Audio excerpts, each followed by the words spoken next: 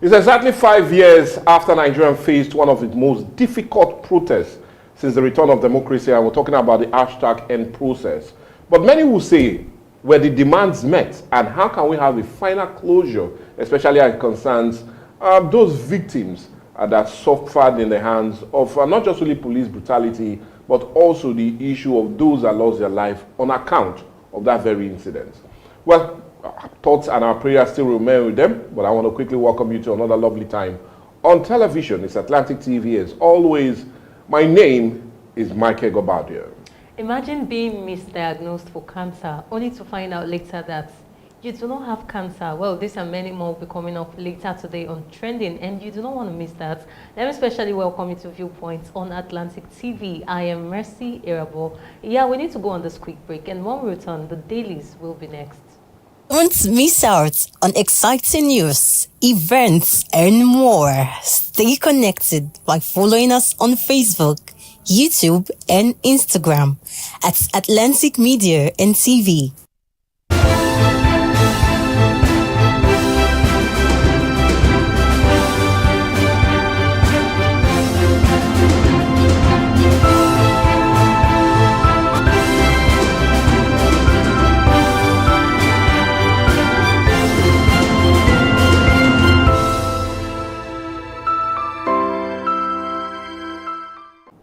Well, the dailies is what we're having right here, right now. And for review today, we have 6 papers. We have This Day, Guardian, definitely Daily Trust, The Punch, and the Vanguard, and also The Nation will be wrapping things up. Well, you do know I always love to start with The Punch. Let's see what The Punch has as a major one on its front page. And on The Punch this morning, the leading story reads, Lamido. Wow, it looks as if it's all politics, and no surprise. But anyway, names are always being mentioned right there. Okay, like I said, Lamido, Turaki, McCarthy lead PDP chairman race. We're talking about their convention. Northwest PDP set to pick consensus chair as party zoning favors region. Party set for convention. Finally, it looks as if the convention will come to be. But I'll tell you to read that story up on page 2 of the Punch newspaper. Let's see if we take some other leading stories. Diri delays APC move amid Silver local breweries power talk is a major one on page 2. Presidential pardon, AGF orders multi-agency probe, and you can probe more of that story on page 2. A sad one on page 4 and 5. Niger Governor Mons has 35 killed in tanker explosion. And well, another major controversy that seems to be raging on page 26. Presidency and Christian Association of Nigeria clash over Christian genocide claim. And you can get more of that story, like I said, on page 26. Let's see if we take some other major stories still on the front page of the Punch this morning. Amon resumes next week ahead of Anambra poll. It's a screamer on page 9. A sad one on page 5. Hit and run driver kills Lagos director days before retirement. And many will say it looks as if family problem is there, but I didn't say so. But anyway, let's see if we take other major ones. MDA is under fire as federal government probes TSA violation. You know the Treasury single account still in place, but I'll tell you to read up that story on page 19. The picture of the day and a major one on page 5 is Sanwo-Olu, Fashola, Ambode, Lagos APC endorses Tinubu's re-election. And well, anyway, it looks as if it's from the beginning to the end. And we're talking about the transition of governors from Tinubu to Fashola, to Ambode, now to Sanwo-Olu. Well, anyway, all of that took place just 2 days ago, all that in Lagos. Well, that's much we can take from the Punch. Yeah, let's see stories making it to the headlines of This Day newspaper. The lead story says, Sanwo-Olu, Fashola, Ambode, other APC stakeholders endorse Tinubu for re-election. Ministers, federal lawmakers, Lagos supporters roll out achievements of government. Party stakes 20 million naira prize money for local governments with the highest registered voters. Wow, what a motivation. Anyways, more of that stories on page 10 of This Day newspaper. NNPC remits over 10 trillion naira to Federation in 8 months, record 4.2 trillion naira revenue in August. Well, you can read more of that story on page 10 of This Day newspaper. PDP to know fate on legality of convention, October 31. That very story is on page 34 of this day newspaper. Senate applauds EFCC's recoveries, convictions under Tinubu's watch. Moves to upgrade Balewa Tech Varsity to conventional institution. You can read more of that on page 10 of this day newspaper. Let's see what we have as the picture of the day. That's the Lagos APC Stakeholders Forum meeting that took place in Lagos concerning the endorsement of Tinubu for 2027 elections. You can see some of the major political actors of the APC, including the Lagos State Governor, amongst others. So that's all we're taking this morning on this day newspaper. Let's see what the Nation has for us. Kuka, why Nigeria should not be linked to religious genocide. That's a lead story. And the writer said, we need support to crush terrorists, not labeling. Well, more of that story is on page 2 of the Nation newspaper. Yeah, I can see one major one here. Behold, one day vice president. Oga makes case for girl child. Interesting. Well, that story is on page 2 of the Nation newspaper. Let's see if we'll take more stories. Yeah, how we are empowering MSMEs to drive inclusive property by Shetima. Well, that story is on page 7 of the Nation newspaper. 35 die in another petrol tanker explosion. A very disturbing and sad story on page 5 of the Nation newspaper. A protest, police charge Kanu's lawyer, brother, 10 others. Well, that story is on page 3 of the Nation newspaper. ADC secretariat set ablaze in Ado Ekiti. Well, that's a very sad story on page 5 of the Nation newspaper. Tinubu nominates Doro as minister to replace Yiwada. Anyways, more of that story is on page 27 of the Nation newspaper.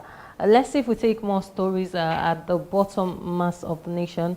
Abia, Edo, Ebonyi, Ondo, Lagos in voter registration. That story is on page 27 of the Nation newspaper.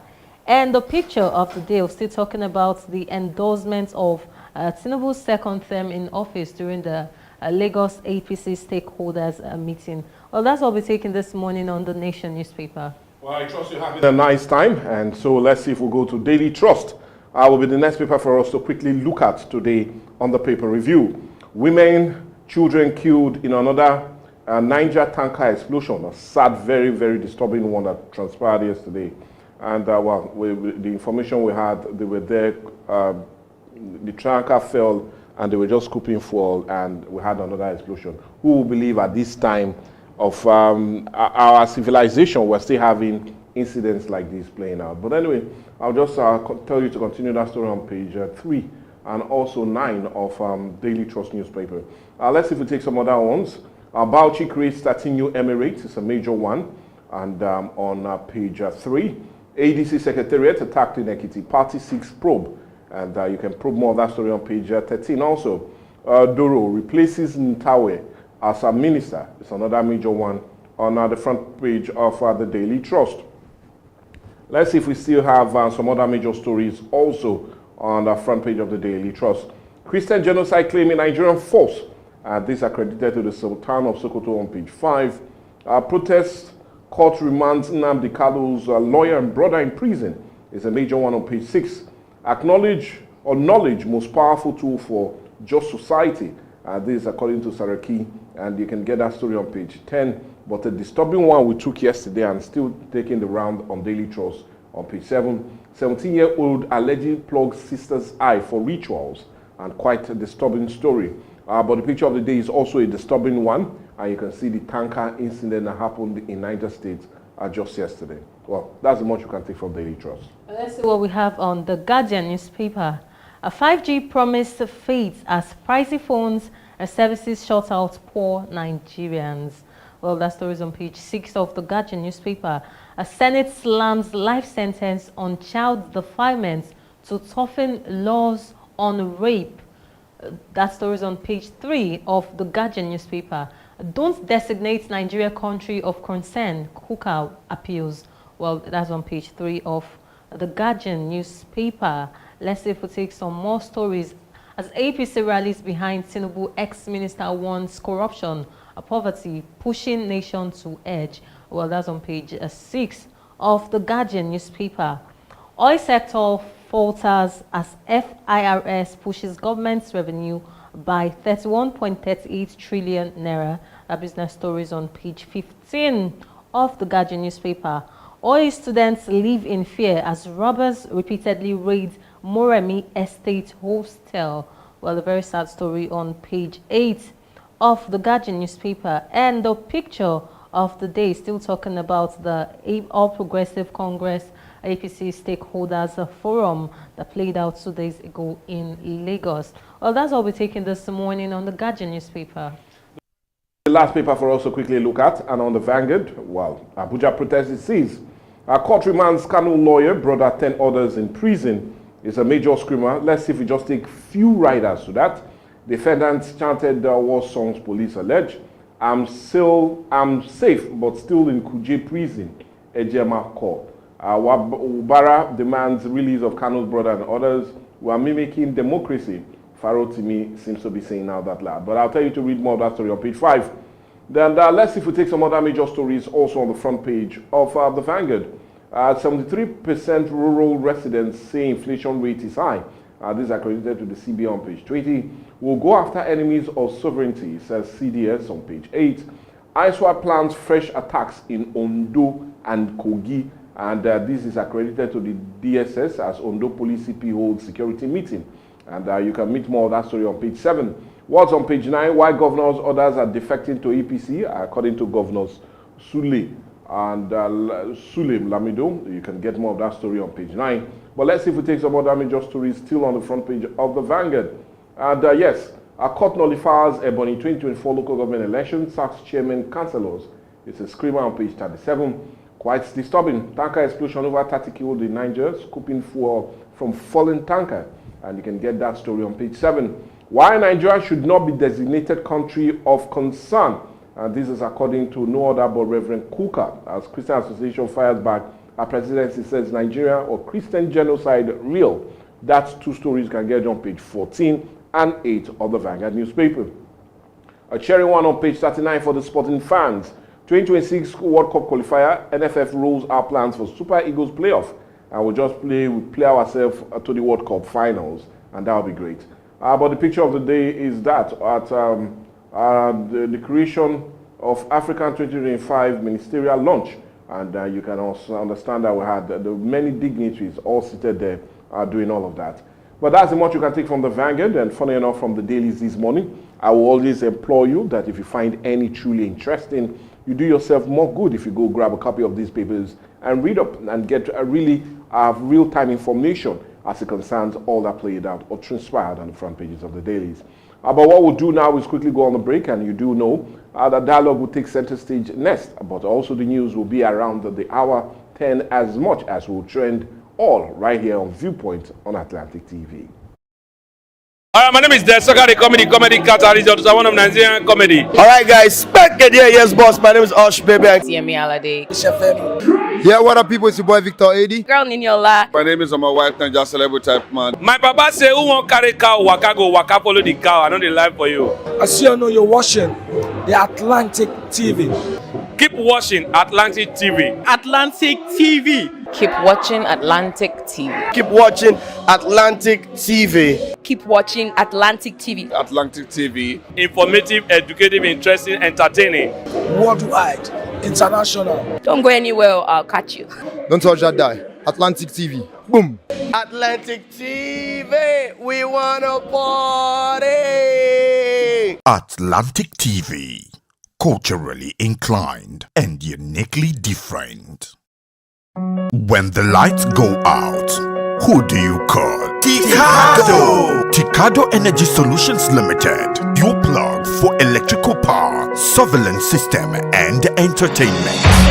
From expert smart electrical installation to efficient eco-friendly solar inverter systems, no matter the size. Ticado delivers smart energy solutions designed for today and tomorrow. We also help you secure your space with our cutting-edge security and surveillance system. Enjoy crystal clear entertainment with our professional DSTV and cable TV installation. Visit Ticado today at Block F4, Suite 41 and 42, HFP East Line Plaza, Abraham Adesanya, Aja, Lagos. Or call 0906 902 5025 or 0815 176 6817. Explore our services at ticado.com.ng.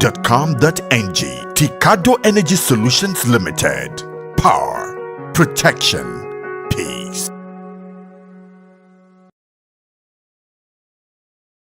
Don't miss out on exciting news, events, and more. Stay connected by following us on Facebook, YouTube, and Instagram at Atlantic Media and TV. Every year, millions of lives are stolen, dreams cut short, futures traded in silence. Human trafficking is a modern-day slavery. It hides in plain sight, tearing families apart and trapping the vulnerable in fear. But together we can end it. Together we can protect, we can rescue, and we can give hope. Say no to exploitation. Say no to slavery. Say no to human trafficking. Powered by Atlantic Media and TV.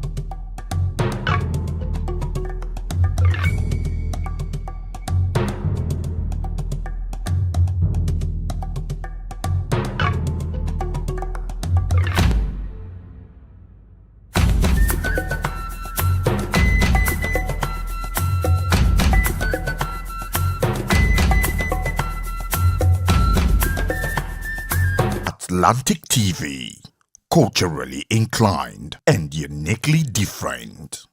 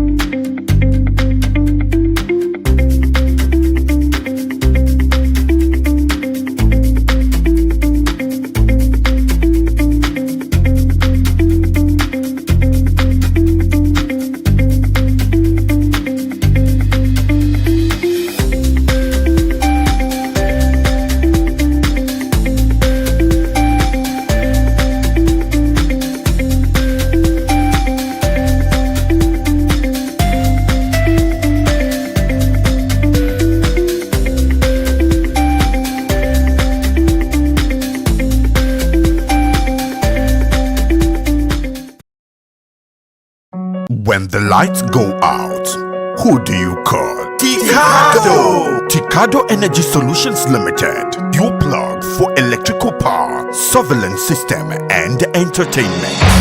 From expert electrical installation to efficient eco-friendly solar inverter systems, no matter the size, Ticado delivers smart energy solutions designed for today and tomorrow. We also help you secure your space with our cutting-edge security and surveillance system. Enjoy crystal clear entertainment with our professional DSTV and cable TV installation. Visit Ticado today at Block F4, Suite 41 and 42, HFP East Line Plaza, Abraham Adesanya, Aja, Lagos. Or call 0906 902 5025 or 0815 176 6817. Explore our services at ticado.com.ng.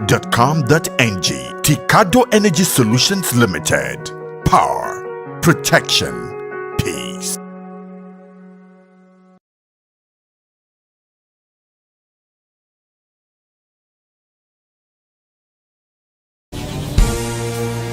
It is back, it is bigger, and it's better.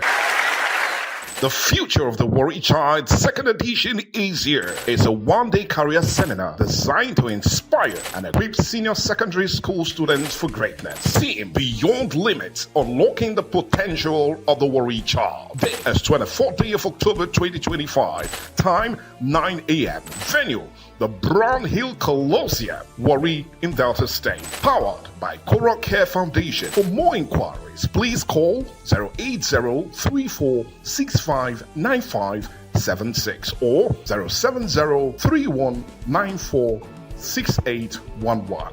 The future is bright.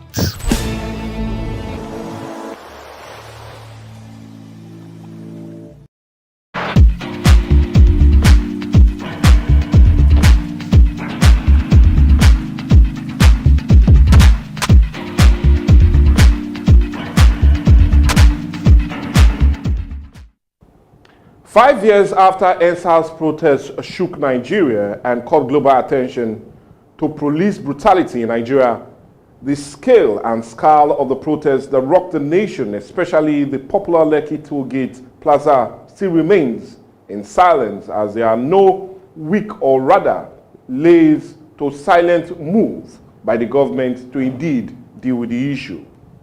Stakeholders, including Global Right Group, have continued to condemn what they feel is government's inability to deliver on some major police reforms which started the whole issue, and are also calling for justice for victims who lost their lives throughout the protests, especially those on October 20th, 2020 at the Lekki Tollgate.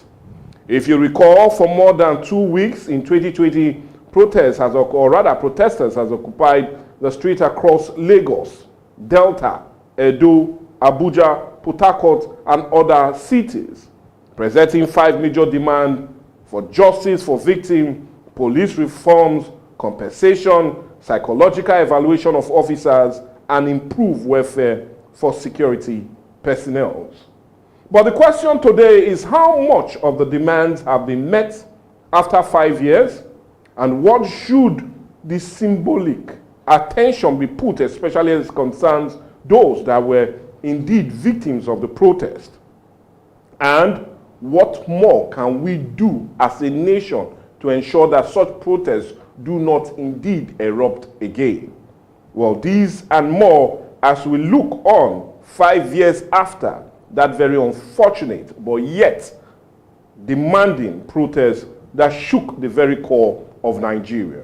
And that is what we're having as a major discourse today on Dialogue. We are talking about hashtag EndSARS protest 5 years on, knowing that this month mark 5 years after that very protest that shook the whole nation and brought global attention to the issue of police brutality, which indeed started that, and also a push for good governance that also accumulated more of the demands of the protesters during that year that it all happened.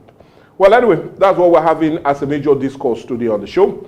And to help us really look at it, he was still center on account of also a really critical stakeholder 5 years ago as it concerned the protests in Delta State.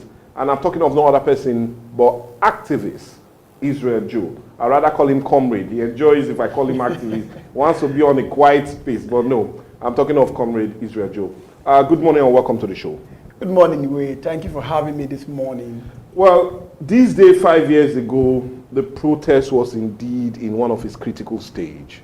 20th of October 2020, we had one of the most bloody day as it concerns the protests with the killings of those innocent Nigerians at the toll gate that up to now we've not had any meaningful discussion as it means bringing those persons that were involved or who perpetrated that evil to justice. But as we kickstart our discussion and we remember that very day or that event that transpired 5 years ago, for you, what would we put as a symbolic move as it concerns that protest? What would the protest be remembered for 5 years after? Yes, so let's look at it. When NSAS, hashtag NSAS protest comes to mind, what should we remember it of? Anyway, I think that one thing we should remember the NSAS protest for is blood. Blood all over Nigeria. You know, particularly on the 22nd of October 2020, exactly 5 years ago. This day, not the 20th now. Okay. This was the day 5 years ago when the military unleashed brutality on me. You know, they bust my head. Everywhere was blood. You know, you remember the 20th of October 2020. You know, then in the evening, the Lekki Gate issue happened. You know, and we were still trying to hold ours over here. You know, on the 21st, we heard that the Benin, Edo State is already busted. They've already invaded the prisons to, you know, open up the prisons for prisoners, those incarcerated, to come out of the prisons.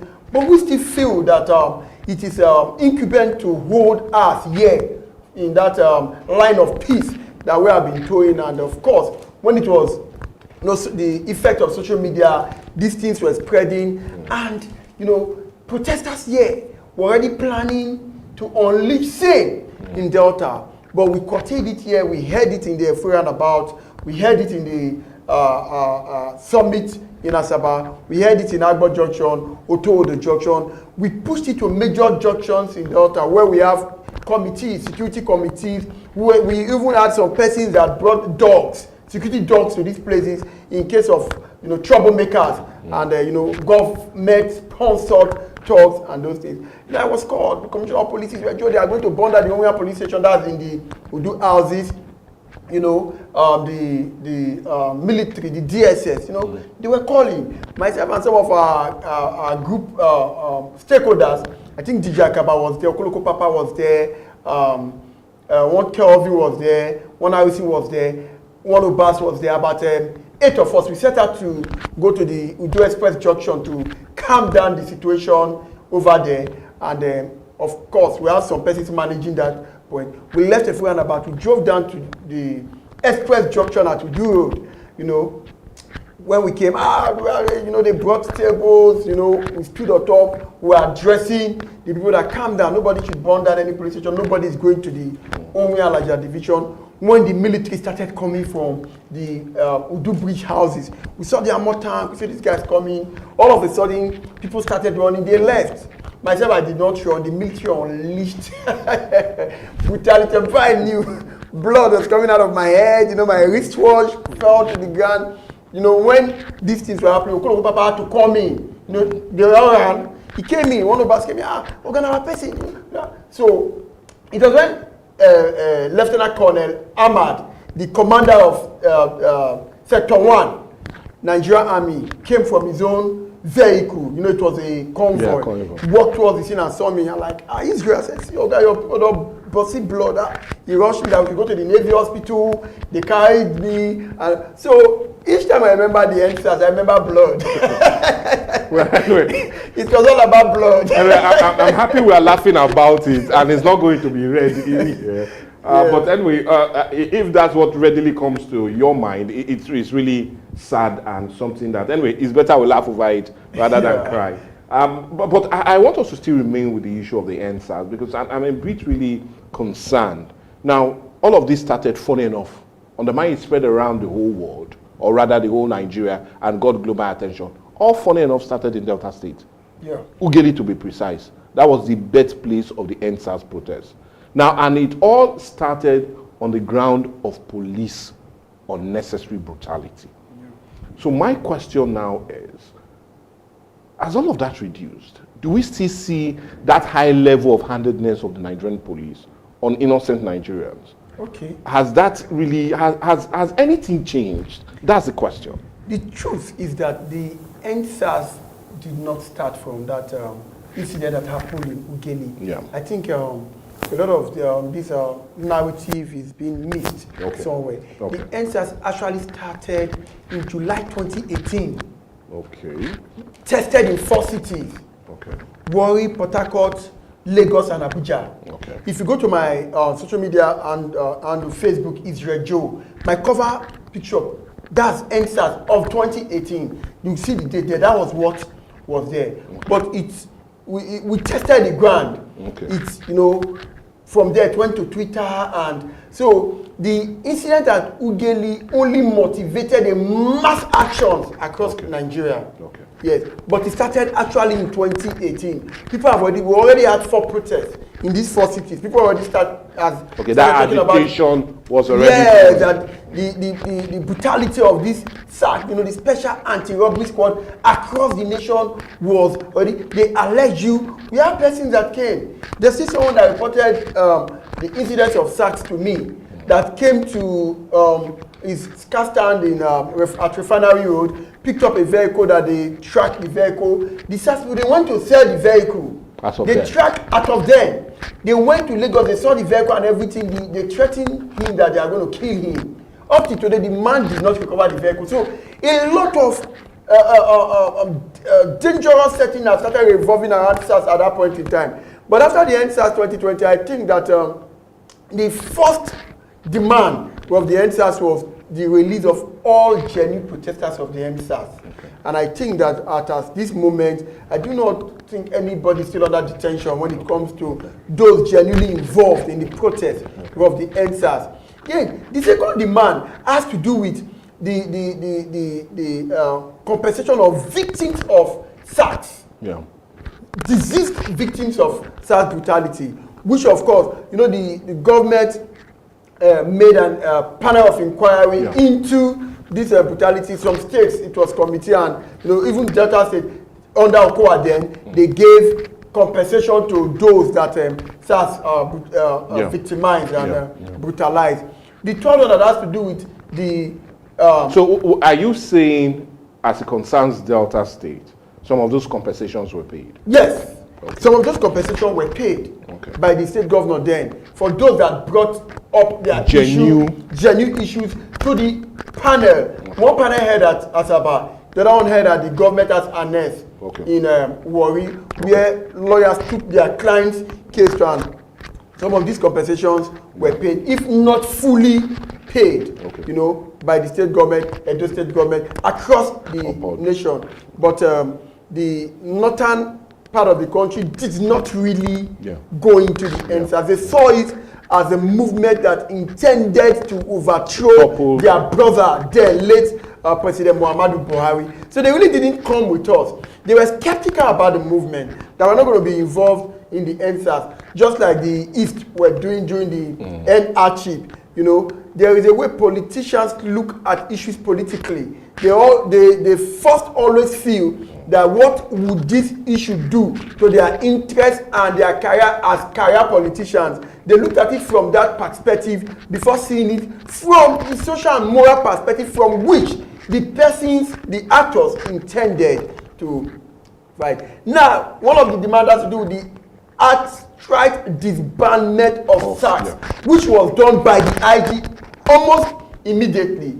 SARS was disbanded, and they reformed it into RRS, others reformed it into other bodies. Most of the personnel of SARS were deployed to divisions. Go there and learn. Go and be in the division and those things. And of course, one of the demands has to do with improved police welfare and those things. Their salary were increased at that point in time. But are we going to say that we have totally achieved what the NSAS was meant to achieve? No, we haven't. Why the brutality has reduced? Totally. The brutality of police has reduced across the nation. Although we have one or two issues of brutality, but we have not been able to overcome issues of victimization. Okay. We have not been able to overcome issues of illegal detention. Those are the issues begging for attention when it comes to the issues raised by genuine NSAS protesters in Nigeria. So the over-detention, the detention, unlawful detention is still there. Victimization is still there. Police corruption is still there. Extortion is still there. Okay, but when these issues comes to fore, social media, the police try to, whitewash the body by attending to issues. What about the issues that do not find themselves to the social media? Okay, now I will really bring you back to it. Now, you talked about a reduction in the rate of police brutality. Yes, that everybody genuinely will say is part of the reforms that were sought for during that NSAS process. But another major one that also took center stage during that time is unnecessary profiling of young Nigerians. Now, is that profiling still embedded in how the police achieve or do their things as of moment? Yes, by the standard of the present policing in Nigeria, that profiling is not there. Okay. But illegally, they are still profiling. Okay. Police do it on low-key. Okay. Why they don't go into searching people's phone and those things? They still do it secretly.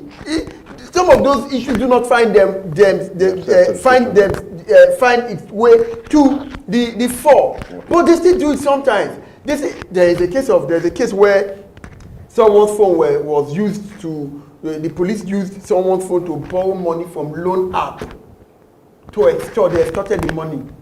The fish and meat that the person was bringing from offshore work, they achieved it to themselves. That was the case about 2 or 3 weeks ago, right in this Delta State. We have seen situations where police plant Razor, they plant this weed and drugs in people's vehicle and try to extort money. But the truth about it is, if it gets to the authority at this case, it's quickly tackled. Okay, that's because the police wants their image. Even CPs of different states, AIGs, police authority, they keep saying it even on the social media that don't search anybody's phone. Section 37 of the 1999 Constitution of the Federal Government gives you right, not just right, it gives you fundamental right to the privacy of your phone. The police is not supposed in any way to search your phone without a warrant, or if you are not being investigated for issues that are already before the authorities. They have no right whatsoever to search your phone. Why they do not do it, they also do it low-key. We should not just come and try to bend issues that yes, there are no more. No, they do it low-key. I just told you of issues that happen in Delta State, some in Edo State, some they contact us, they do it. But when it comes to fraud, the authority quickly tackled it and made those men sacrificial lamb in the eyes of the public. That's a good one. But in case you're watching us, like I said, it's still dialogue. And on today's edition, we're looking at the hashtag NSAS protest that rocked the nation 5 years ago. All of the demands that were made or really asked for by that protesters, how far has all of these demands come? And are there really any major change as it concerns all that transpired, especially during that process, or cumulated to the process itself? That is all we're having as a major discourse today on Dialogue. And you still do know we have no other person but Comrade Israel Joe helping out with the discussion. Now, let's come back to you, Comrade. And, well, you will agree with me that what also undermining it was all about police brutality and the Special Anti-Robbery Squad, which was fingered in most of the brutality. It will still be said that why it became or came to a critical point was the breakdown between police-citizens relationship. Yeah. Because if it was very cordial, most of these issues would have been dealt in a more civilized and sane manner. Now, I want us to come back now to that. Has that relationship improved? The truth is that the relationship has improved on the civilized scale. Okay. Yes, civilized scale in the sense that on the public scale of social media, you can easily tag the police on a certain brutality matters, and they will respond immediately. You do not need a mediator. Okay. You do not need a lawyer to come in to facilitate it. The moment it hits the social media space, the police launch almost immediately investigation into the issues, and of course with the aim of an objective of resolving that particular issue. But when it comes to the physicality of these issues, the people are not still friends with the police. The people have still not trusted the police. The people do not believe. The greatest lie in the history of the Nigerian state, police is your friend. People still don't have police. Our friends. The police is not our friend. Why they try to improve their damaged image, they do not in reality take that image to the next level of having cordiality with the Nigerian people. They have always promoted policies that have put the Nigerian people at a continuous state of disadvantage. That is why we rose against the police some weeks ago. I was in court when the Federal High Court Warri declared that police should put a hold on tinted glass matters. You can understand. The police keep bringing issues that guard the neck of the Nigerian people. Because not far away from this tinted issue, they brought up the issue of CMRO, duplication of documents. Whatever you want to put in your CMRO has already been captured by the road safety in the particulars of the vehicle. What are you putting in? How many people, how many cartels were they able to recover through the now aborted CMRO policy? We still want to cut on the CMRO, the court put it on hold. The same thing happened in the tinted. The Police Act 2004, the prohibited the vehicle prohibition of 1999 Act 1999 did not in any way place the police as a revenue generating agency where people pay to get it. No, they are not a revenue generating agency. We're always bringing policies that will make people pay to you. I think the first PPRO on the E came out to say no. One of the sister stations in Atugeli, I was on air with the PPRO, the other station, SP Bright Edafi. He said that the account that is being paid to in the tinted saga is not even meant for, it's meant for government. Why would you allow the government to use it to generate? Are you SIR? Is it still not a government-owned establishment? But anyway, we will not go into that. No, I'm not going into we do not want to sound prejudiced, knowing that it's already in court. Now, you just said that the Nigerian people still do not trust the police, and that big mistrust is what many will feel is also heightening the level of insecurity in the country at the moment, when people are not willing and ready to even dish out information. Now, in your own assessment, I'm happy you've had countless interaction between Nigerians and also the police. You've also stand as mediators on many grounds. Yeah. Now, what do you feel needs to be done to bridge that gap? Everything which is so important. Everything rises and falls on leadership. The police leadership as it is in this country is still under instability. People still see it as not legal. The continued stay of IGP Egbetukun, people still see it as not legal. In quote, we are not prejudicing on issues that are already before the court. And I don't want us to sound too big. Yes. So the police should be genuine. The police, they are not genuine with the people. If you give out an information to the police right now, they can release the suspect and even tell the suspect that it's Mr. A that gave us information, they will come for you. What about a situation where The same police that you gave information to arrest a suspect, the suspect at the end of the day has been granted presidential pardon. And when it comes to that police, not be me, now that man I ain't say you did social place time we can arrest you. But that's alleged. We've not seen anybody come out on a ground. Nobody will come out and tell you that this is what is happening. We assume that is being alleged. But It's been a lot of truth in Nigeria. I'm still okay. Well, we only see the fact because the law recognizes the fact, not absolutely the truth. And media recognizes the fact also. Yes, but my question is, what can we do to bridge the gap? Yeah, you've talked about leadership. What again can be done to eliminate that bridge? Because you agree with me that one of the reasons countries in most developed climes seems to have a hold on insecurity is the beautiful and cordial relationship between the police and the people. Most times, most of the informations are readily given by the citizens, which will also aid police, which will aid them because they are now better protected.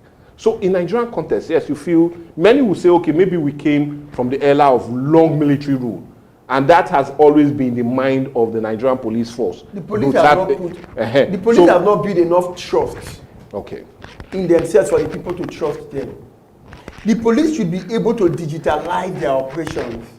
And when people give you information, you keep them safe. You keep it private, you keep them secured. The police have not given that excessive grant for people to trust them because of the way and manner they carry out their operations. If what they have said, another great line in this country, bail is free. For instance, if they make bail free, people will trust them. That's another solution.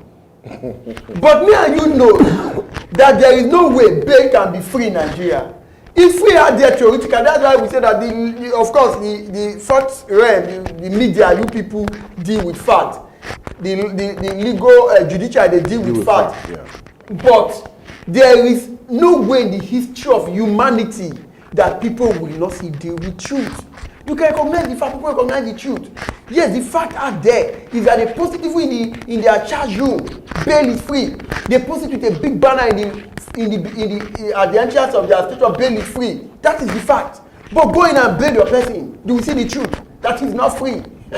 So when the police have been able to come in tandem with the truth that let's make bail free, people can start trusting them.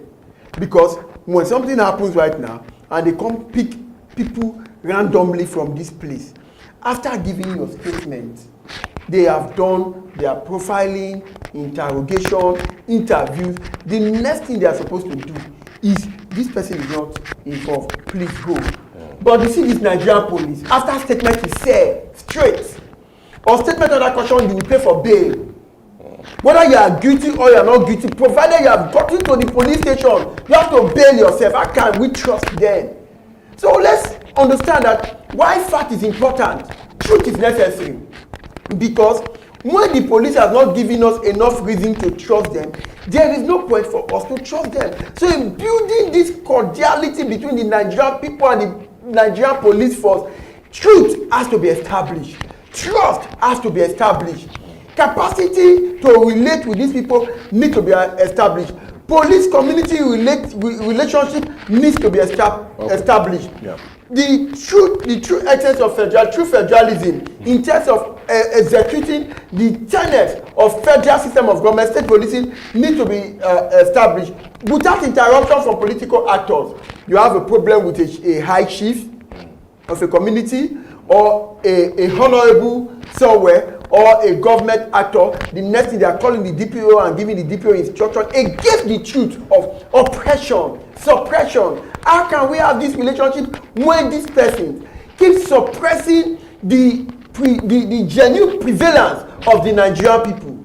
Okay. When the poor cannot get justice, when protesters that come out en masse to protest peacefully are not protected, when protesters need to be protected, the political actors will tell these institutions to go against these protesters. They will also bring people Nigerian people, hungry people, pay them to counter the protest. Only in Nigeria, you start seeing people protesting for genuine stuff, and there will be pro-government protesters that would have been paid somewhere again to keep doing a counter protest and counter press statement against what is being done. All these things are being aided by the same police. Okay, now, if you feel all of this needs to come for that trust and belief on the Nigerian police, let's look at another critical one that many Nigerians are also talking about, and which is also a major part of the demand. You agree with me that if the Nigerian police is not well paid, they definitely will not do the job well. That is another major one. And we're talking about not just only being paid, but quality remuneration as it concerns their job. Now, how critical is that also in ensuring that we also get the police to the level we truly want? The truth is that if the personnel, a lot of personnel... But before you answer that, sorry to cut you, is the Nigerian police better paid or they're underpaid? Let's get that fact. The Nigerian police, the truth is that almost all institutions in Nigeria, apart from government, politicians, they're all underpaid. Not only the police. It's not specifically to the police. Teachers are underpaid. Doctors are underpaid. Judicial workers are underpaid. The first time in the history of Nigeria we have seen the house going on strike for about 8 months. People are sitting at home. The children of political actors are schooling abroad or a private university. So the payment, salary structure of the Nigerian state to its institutions, none is being encouraged to have been paid well, apart from his local government chairman. The money in the coffers of the local government chairman to pay himself allowances and everything, would you, a local government chairman that probably had maybe school start or something, would you compare it to what is being compared to what is being paid to a professor? Professor is underpaid. So this is not specifically to the police, but with the issue of psychological attitude of police personnel in Nigeria, if you even pay them $1 million, they will stay. So there's already this attitude of this security men, without prejudice, these people don't wake up in the morning, go out with the objective to secure Nigeria. It's better we say some of them, so we do not. No. We are not generalizing. Okay, I'm not generalizing. Please, we'll that's really actually without appreciate prejudice, okay. To these genuine officers. Most of them, they go out with the intention to put something on the back, and even if you pay them 1 million naira, they list this in, they will still extort. So it is embedded in the personality and psychological attitude of the Nigerian police force. Why? We have a failing economy. Do you even blame them at the end of the day? Our lecturers also collecting blocking from student bribe to allow student pass. These are what we are talking about. Our doctors in the general are not cutting corners and sometimes directing you to their own private hospital, or start telling you to go and do tests that is not necessary. Go and do this here, go and do it at this particular lab, because they have connection with that lab. They will tell you are feeling that they are telling you to go and do stomach test, because they know that almost every sector in the Nigerian state have a way of cutting corners, but most especially the police, because the economy is extremely difficult. Look at the rate of poverty, look at the rate of unemployment. When social mobility is not equal to organizational building, there will be a societal collapse. There will be a societal decay. The society mobilizes people, social mobility now, institutional mobility. The institution mobilizes people into the streets. They graduate people graduate every day in Nigeria.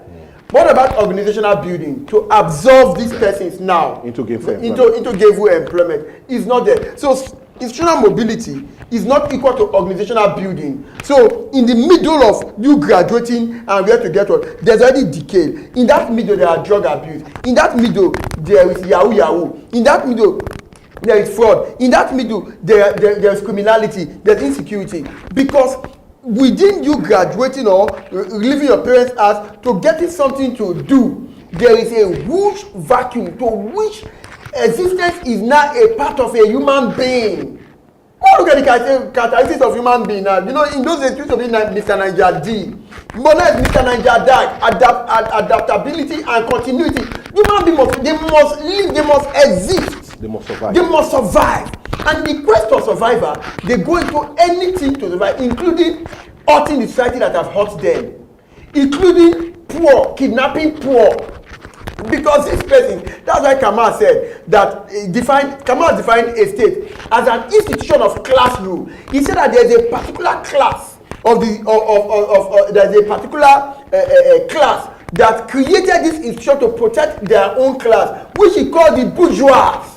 He said that these institutions were created to protect this class of people in society. So you can see that the police is protecting VIPs. How many police officers do you have in Nigeria? About 370,000 police officers. More than 50% are with VIPs, are with companies, are with banks, are with this bourgeois, this class. How do you protect? So you cannot even get to them. So a poor kidnapper will start going for poor, go to the road. Because the bourgeois, the class people, they don't go through road. Can you kidnap on the air? Look at them now, they go to the highway, kidnap everybody that's entered into a bus that struggle to want to transport to Onitsha to get one or two perfume to come and sell the worry. They kidnap them and take them to the bush. The money 10 million. They kill some, they release some become victims of the society, an insane society. That's what I was saying. It's not really that only the police are underpaid. Almost all the institutions of Nigeria, the bourgeois, the political. But don't you feel if they are better paid? I know, yes, you say irrespective of whether they are not, those that will still want to go for extortion will definitely do so. They should be paid better. But yes, would that not also? Yes, that's what I'm asking. Would that not also set a standard? They should be paid better. Yeah, so that because whoever commits a crime cannot be responsible for the consequences of the action. Yeah, beautiful. So we see a lot of well-paid jobs getting the kind of people they want on account of pay. What job? We're talking about those in the bank. Well, even if it's not to that high level, but it's something reasonable. So don't you feel if we feel we pay the police what they need to get, we'll now get the kind of people that we do want to be part of the Nigerian police force? The fact is that which is a critical demand during the NSAS protest, yes, which was one of the critical demands. I spoke about psychological attitude of these persons. Now, if we are having this very good pay, yes, we are bringing in graduates to fill up those spaces of the Nigerian police, we are employing a whole lot of persons, new persons into it, with new attitude, with fresh psychology, with psychology to work, with attitude to secure people. Do you understand? Then, at the same time, we are not seeing this person. If they are well paid, nobody will be asking money for bail now. Go to these stations around now. Yeah. They tell you to bail. And there are police stations you get to. Mikey, you will regret. Once they ask you to bail yourself, when you ask how much for the bail, they start billing you for 1 million naira and above.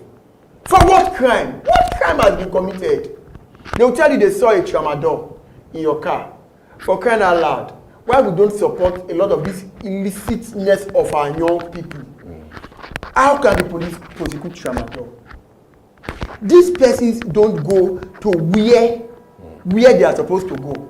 These tramadols, they are not being produced in Nigeria. No, we'll rather call it hard drugs. So, hard drugs, for instance. Now, there are government institutions, agencies that have failed to allow these things get into Nigeria at the first instance. Now you punish the end users. But those that impose it in thousands of containers, they can afford to come to the police headquarters and give you 33 ilos as donations. They don't go for them. But we see most of these persons also being arrested by the Nigerian Drug Law Enforcement Agency. But we'll not go there. But I rather want to bring you back. Let's don't go to NGLA. Yes. That's without prejudice. That's one of the most corrupt bodies. Please, let's leave that for now. Let's still return back to the issue of the Nigerian police. Yes, we've had also every reason to celebrate most of them. Yes, we've had many reasons to celebrate most of them who have done well. I will not want to mention names. Don't mention names. I won't want to mention names, so it doesn't look as if we are favoring some over others. But yes, we've seen many also do theirs in a very lovely way. And in all honesty, they've also gotten promotion. Now, my next question is, how really critical? Because we're trying to get a police force that will be more like close to the people, more like professionals, more like people that people will look up to and say, oh Lord, I love, because you hardly see Nigerians, just like you said, that are willing to be part of the force, except they are looking at it as a yardstick. They're going there because of unemployment.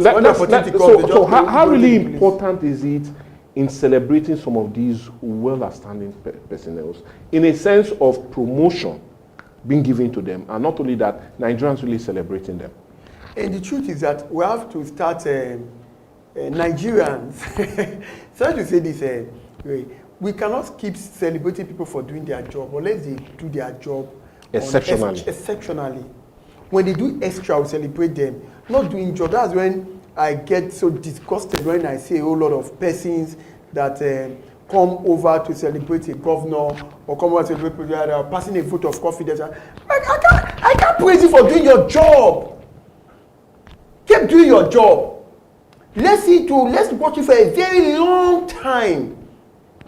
Your eulogy, your praises, all right, should be tested over a long period of time. Well, let me tell you this: the most decorated police officer in Nigeria was arrested for drug. Yeah. Let's be frank to ourselves. It was good in the eyes of almost everybody, but I shouted. If you just shouted, and I went to Abuja. I said, this man is corrupt. He has started 8 million for that. I went to his office. He flew me to Abuja on that matter, himself and the ACP, the 2IC, ACP Sonny Obua. No, we're not going there. Yeah, but I'm just telling you that behind these faces of crime busting, they are crime busters, they are doing well. And a lot of illicit things are going behind. That's why I said that before we praise them, they should do things that are exceptional. Over time. Extra. Over a long period of time.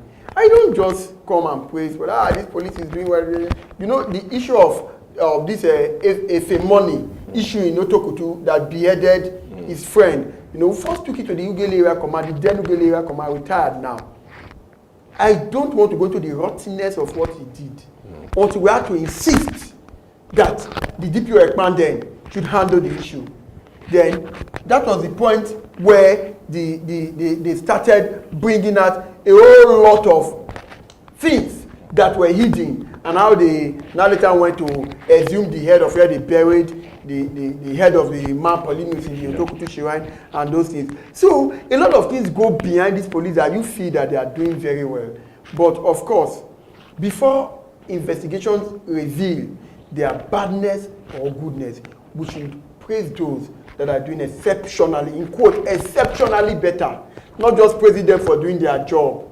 Any police that is doing the job, maybe a DPO or some area commander, the first thing I look out for is bail truly free. I want to come and bail somebody that is not guilty of the crime that he has been alleged for. If your IPO did not ask me for money, just sign the bail bond and I go. That's when I start saying that this person. But in as much as they still give bail as not free in your station, I cannot praise you for doing anything well. Well, anyways, I will need to praise him for being a part of the discussion. You won't believe we've been talking for up to an hour now. And I'm talking of no other person but activist and comrade Israel Joe. And we're talking about the issue of the NSAS protest, which, funny enough, is 5 years now. And many Nigerians are saying, have we really gotten the change that we truly want there? And are really the Nigerian police force truly reformed to be people-friendly? And how should Nigerians really view them on account of getting more as it concerns being protected? Well, all of that took center stage on the show today. But like I said, time is not a friend. We need to thank you so much, Comrade Israel Joe, for taking your time and doing this with us. We truly appreciate your time. And we would definitely love to call you back for us to talk about some other pressing issues. One I would even love us to talk about, but which time is not a friend, is a recent push by the Nigerian Senate to make deferment of minors now a life sentence. rather than, come on, some few years and a fine to pay. Defilement. Defilement, yeah. Let's leave that because it's not. Yeah, well, we'll definitely bring you back for us to really look at it. But all the same, thank you for your time with us. We truly appreciate your time. Thank you for having me this morning. Well, anyway, for me, it's more like a wrap today on Dialogue. Yes, and we'll always implore you to go drop your comments on our different social media platforms. They're already there on your screen. Let's get your comment as it concerns the hashtag NSAS protest. 5 years on, what has changed? What needs to change? What needs to be built upon for us to have a sane society, and not just a sane society, but to be seen that also Nigerians are police friendly and police are Nigerians, always having them in mind. All of that will really be what we truly appreciate. And be rest assured, as much as your comments come, we'll definitely be taking them to acknowledge your presence with us. But for me, I'll just say a quick bye-bye, but stick around because the news will come around the hour. And honestly, trending is wood. It is something that's already been cooked and something you really love. But for me, God bless you. We'll do that later. Bye for now. It is back, it is bigger, and it's better. The Future of the Warrior Child second edition is here. It's a one-day career seminar designed to inspire and equip senior secondary school students for greatness. Seeing beyond limits, unlocking the potential of the warrior child. Date is 24th day of October 2025. Time 9 a.m. Venue, the Brown Hill Colosseum, Warri in Delta State. Powered by Coral Care Foundation. For more inquiries, please call 08034659576 or 07031946811. The future is bright.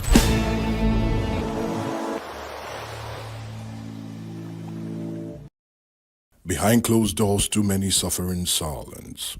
Too many lives are scarred by violence in the very place that should bring peace, the home. Domestic violence is not love. It is pain. It breaks trust, destroys lives and families, and steals futures. Domestic violence is not a private matter. It's a violation of dignity, and it must end.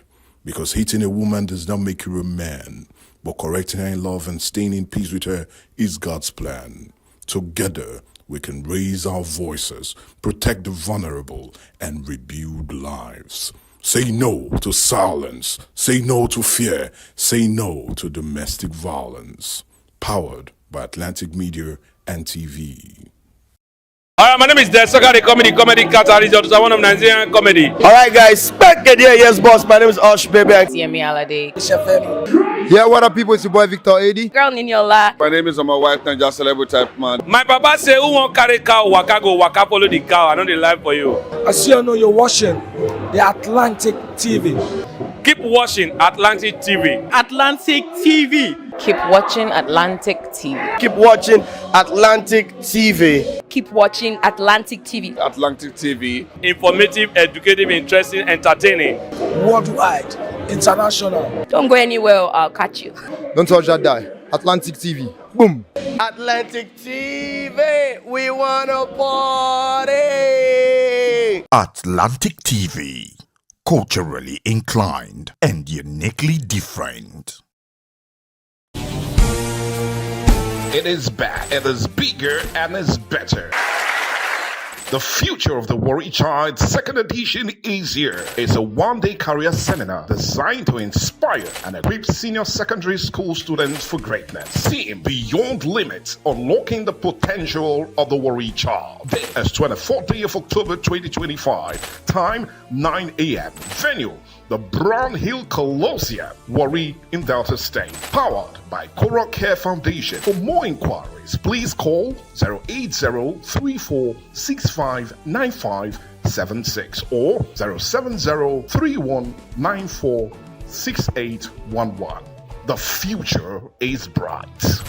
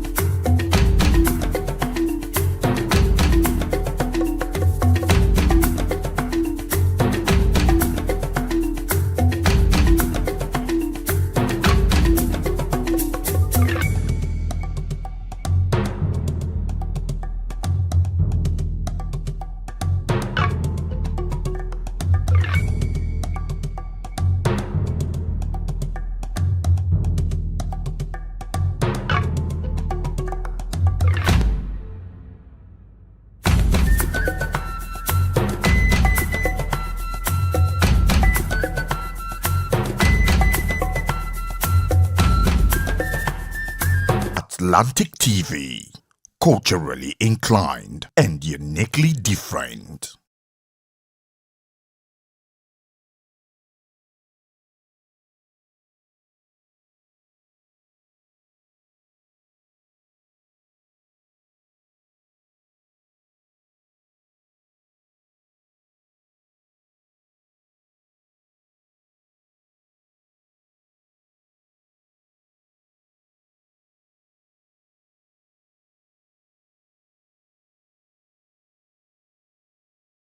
I am SP Bright, and this is Delta State Police Command.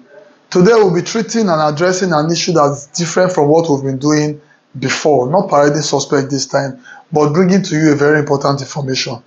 Do we know that over 85% of Nigerians do password their phones, whether it's Android phones or iPhones? There's always a password. But how come when we lose our phones, by the time we go to retrieve our lines, we go to our bank to check our bank statement, we discover that these people who collected these phones must have siphoned the phones. Now, there are times the people who steal these phones, it is not your phone that they actually need. What they need is your SIM card. Now, how does the SIM card become useful to them? Not just any SIM card, but a SIM card that is linked to your bank account, the one that you usually use to receive SMS alerts. That is what they need. Now, by the time they collect your phone, steal your phone, rob you of your phone, what they do is that they remove this SIM card from your phone and insert it on another phone. So your phone does not really need to power on. They don't even need you to give them your phone password. They don't even need your ATM password. The moment they have access to your SIM card, they can do anything they want to do with your bank account, because all they need is to generate an OTP, and the message, the OTP that is called one-time password, will be sent to that your SIM card, and with that they can do anything they want to do with your account. That is why people lose millions of their life savings simply because they lost their phone. By the side of this video, we'll be doing an illustration. You will see an illustration that talks on how you can password your SIM card. Now, the topic that we are here to discuss, passwording of SIM card. When you get a phone, pick that your phone now. See how you can password your SIM card. If you password your SIM card, by the time for any reason, your phone gets to the wrong hand, even if they remove your SIM card and insert on another phone, the first thing that you will get is a prompt that you should enter your SIM PIN. The moment they cannot get the SIM PIN, they cannot use your SIM card for anything. After the trial of 3, the POC prompt will come because the SIM card will be blocked, and you can only unblock that SIM card when you have the POC number. Some of us don't have our SIM pack, because on the SIM pack it is written there the SIM PIN and the POC number. But because some of us don't have our SIM pack, I would advise you to quickly locate the nearest office of your service provider, be it Airtel, Globalcom or MTN. Approach them and request for your POC number. Once you've gotten your POC number, you follow these instructions and ensure that you password your SIM PIN. Your SIM PIN is very, very important. On my phone, for instance, once you turn off the phone and you turn it back on, you must enter your SIM PIN. If you cannot enter your SIM PIN, the SIM card will be useless. And I'm telling you, once they cannot have access to your SIM card, your money will be safely in the bank. They cannot have access to. There was a time I lost my phone, and it took me about 2 weeks to go to MTN office to retrieve my SIM card. Why did I wait 2 weeks? Because I knew I had a SIM PIN.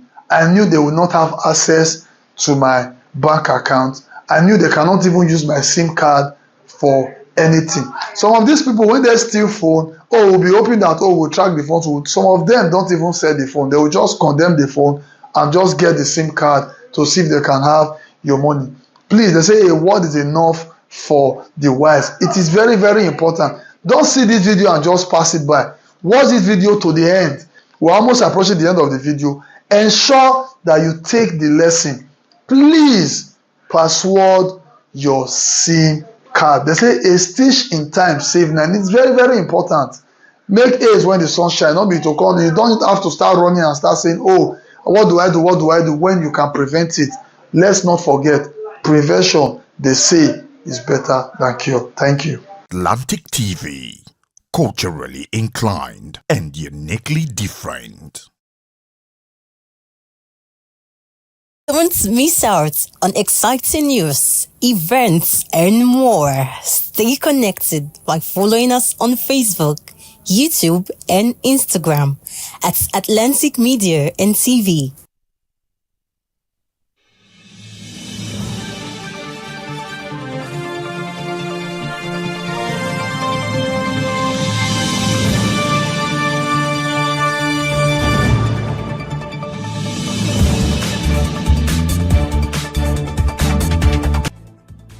Good day and welcome to our daily news roundup on Atlantic TV. I am Michael Gabadio. Here are our top stories. Federal government launches nationwide drive to recover unremitted funds before April 2026.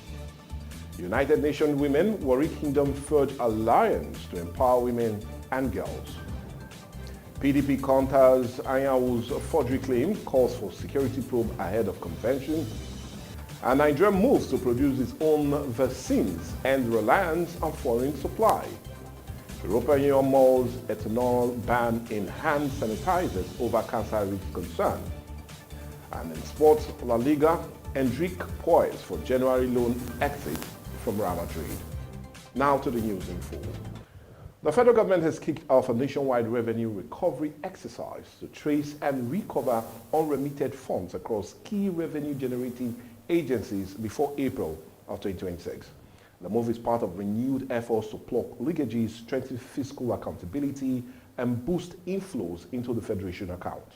At the inauguration ceremony held at the Revenue Mobilization Allocation and Fiscal Commission headquarters in Abuja, the Commission's chairman, Dr. Mohammed Shehu, and the executive chairman of the Federal Inland Revenue Service, Dr. Zach Adedeji, formally introduced a team of consultants hired to lead the recovery process. A statement signed by Miriam Yusuf, head of RMAFC's Information and Public Relations Unit, the initiative was described as a deliberate result-oriented innovation designed to ensure every recoverable naira is remitted into the Federation account. Dr. Shehu explained that the project aligns with President Bola Ahmed Tinubu's renewed hope agenda, which prioritizes fiscal transparency and economic discipline. He ordered that the collaboration between the agencies and FRS would help seal revenue loopholes that cost the nation billions in the past years. The FRS chairman, represented by coordinating director Shetima Tamide, commended RMAFC's that closing Nigerians' revenue gap requires stronger institutional synergy and consistent monitoring. The secretary to the commission, Joseph Okechu, consultant to complete the assignment within 6 months, ensuring that all recoverable funds are promptly remitted to support national development goals. Accepting the assignment, lead consultant Temitayo Ojeleke described it as a national call to duty and pledged commitment to transparency and measurable results. The recovery drive comes amid investigation to over $42 billion United States dollars in alleged under-remitted revenues between 2011 and 2017, a move analyst says could make a turning point in Nigerian fiscal reform efforts. The United Nations Women Children has entered into a new partnership with the Warri Kingdom to promote women's empowerment, gender equality, and sustainable development across the region. During a courtesy visit to the palace, His Majesty Ogiame Atuashe III and Olori Atuashe III received the United Nations Women Country Representative, Ms. Beatrice Eyong, and her delegation to the Royal Iwere Foundation in Warri. The meeting centered on deepening collaboration between the UN Women Nigeria and the Royal Iwere Foundation, focusing on initiatives that uplift women and girls through entrepreneurship, education, leadership development. The Warri monarch, Ogiame Atuashe III, reaffirmed the kingdom's dedication to creating an enabling environment where women and girls can thrive, while Olori Atuashe III emphasized the Foundation's ongoing work in empowering women through vocational and social impact program. Ms. Eyong commended the royal couple for their commitment to community development and women's inclusion, noting that partnerships like these are key to achieving the United Nations Sustainable Development Goals at the grassroots. Both parties pledged continued collaboration to drive impactful change, ensuring that women of Warri Kingdom play a central role in shaping a more inclusive and prosperous future. Away from that, now to politics. The People's Democratic Party has dismissed allegations of signature forgery made by the National Secretary, Senator Samuel Anyanwu, describing the claim as false and politically motivated. A report had it that the PDP National Publicity Secretary, Dabo Ologo Nava, said Anyanwu personally signed the letter sent to the Independent National Electoral Commission, notifying it of the party's national convention schedule for November 15 and 16 in Ibadan, Oyo State capital. He also noted that the signing was done in the presence of governors, National Working Committee members, and senior party figures, including Amadou Fintri, Bala Mohammed, Sheyi Makinde, Ademola Adeleke, and Daouda Lawal, as well as former Senate President Bukola Saraki and ex-minister Taminu Taraki. The controversy has deepened internal division within the PDP as it prepares for its elective convention. Party insiders say tension is rising among loyalists of the SFT Minister Nyesom Wike, who remain at odds with the leadership of the acting national chairman Umar Damagum. The PDP said it has reported the alleged forgery to the DSS and the Nigerian police, urging a thorough investigation into what it termed as an attempt to derail the convention process. Odugo Nagba also maintained that Anyanwu later acted on the same documents he now claims were forged, even signing letters as part of the convention committee's contact and mobilization subcommittee. While the PDP insists its November convention will proceed as planned, political observers warn that lingering internal dispute could further test the party's unity ahead of 2025. PDP denies forgery, demands investigation as power tussle brews ahead of the November convention. Still talking politics, the People's Democratic Party in Edo State has taken a swipe at Senator Adams Oshomole for distributing grinding machines, sewing machines, motorbikes, and 100,000 naira cash as constituency empowerment items in his hometown, Yamo. Former PDP lawmaker Segun Saki described the move as hypocritical, calling that Oshomole had previously condemned such empowerment scheme during his campaign. Saki said the senator's latest gesture amounts to swallowing his own vomit, considering the impact of 100,000 in today's economy. Oshomole had, before his election, vowed to end business as usual in consistency project, criticizing the culture of sharing motorbikes and grinding machine as unsustainable development. His latest distribution, however, has reignited public debate over the true purpose and long-term value of such projects.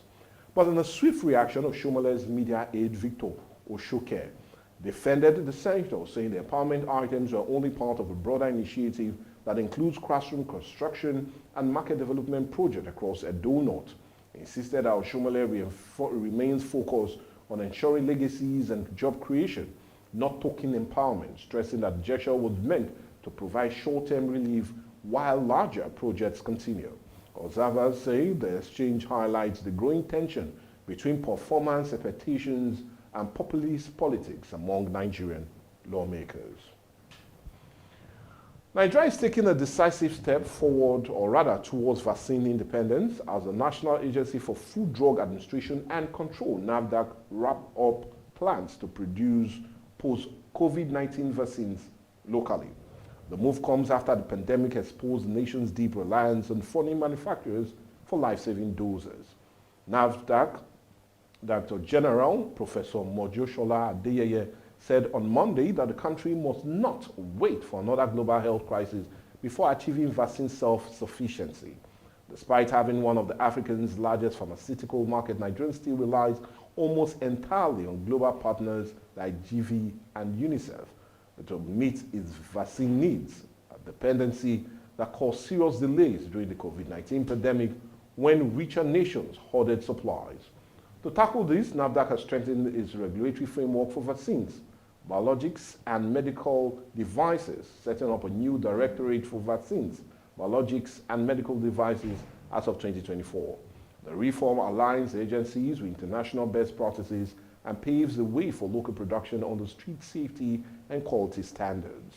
The new initiative forms part of Nigeria's broader ambition to become a regional hub for vaccine production, reducing dependence on global supply chains and ensuring faster access to essential vaccines in future health emergencies. Nigerian microfinance sector is marking 20 years of impact and inclusion, and leading the digital transformation drive is core.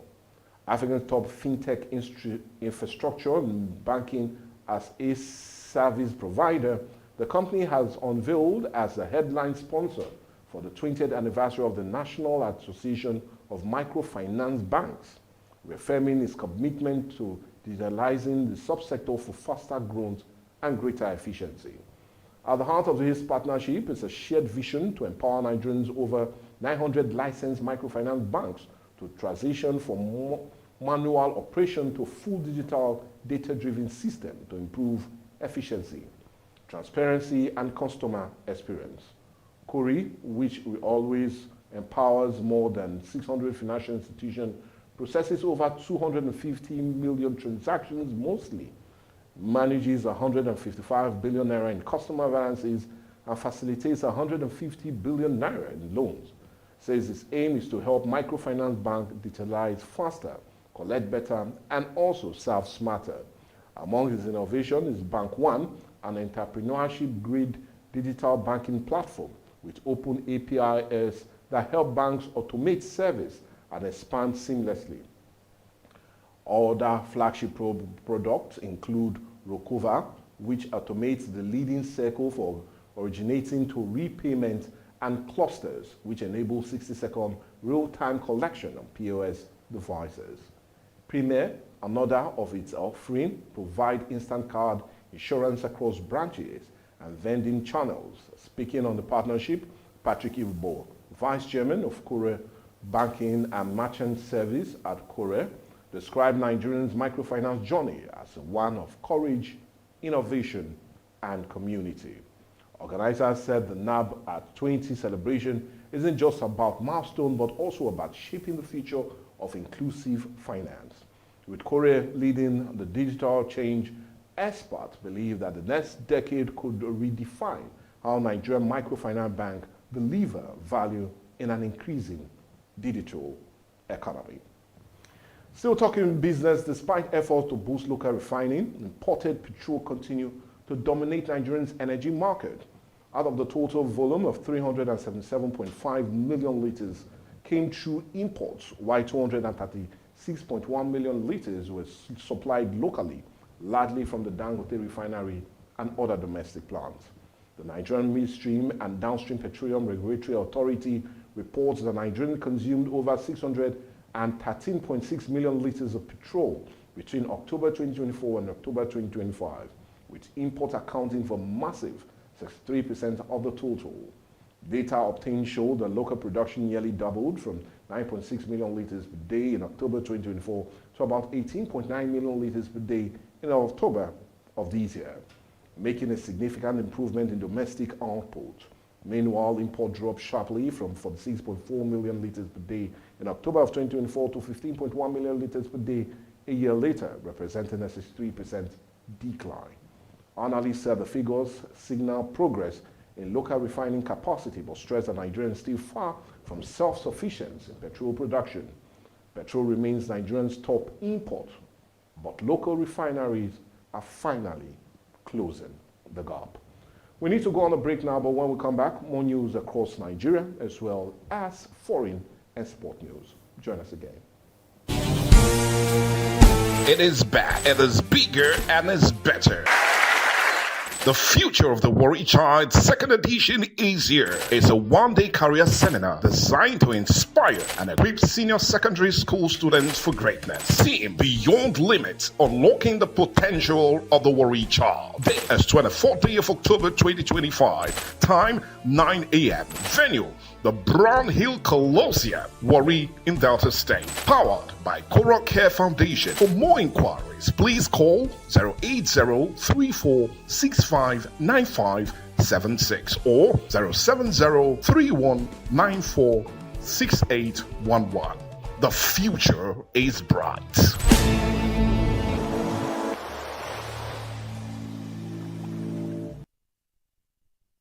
Welcome back.